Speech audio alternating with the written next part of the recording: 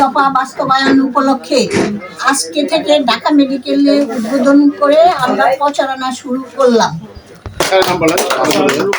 Nurses association of Bangladesh nap কর্তৃক আয়োজিত জনাব তারেক রহমান কর্তৃক জাতির সামনে উপস্থাপিত রাষ্ট্র কাঠামো মেরামতের 31 দফা শুভ উদ্বোধন করছেন অধ্যাপক আহসান হাবিব, কোলোরেক্টাল সার্জারি এবং শিক্ষক, ঢাকা মেডিকেল কলেজ এবং শিক্ষক সমিতি, ট্রেজারার শিক্ষক সমিতি এবং সদস্য ডাক্তার্স অ্যাসোসিয়েশন অফ বাংলাদেশ ড্যাব, এবং তার সাথে আছেন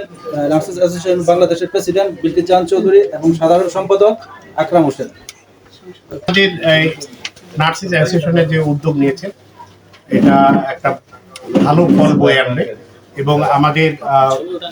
মতধারার লোক সংখ্যা ইনশাল্লাহ আপনাদের এই প্রচেষ্টার মাধ্যমে আরো অনেক বৃদ্ধি পাবে এবং এটা শুধু ঢাকা মেডিকেল না, ধীরে ধীরে সমস্ত মেডিকেলে ছড়িয়ে দিয়ে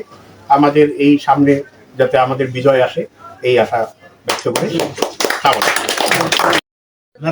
আমার স্যার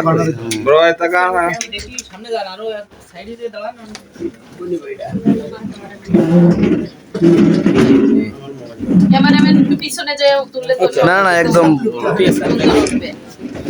নার্সেস অ্যাসোসিয়েশন বাংলাদেশ ন্যাবের পক্ষ থেকে আজকে লিফলেট বিতরণের শুভ উদ্বোধন।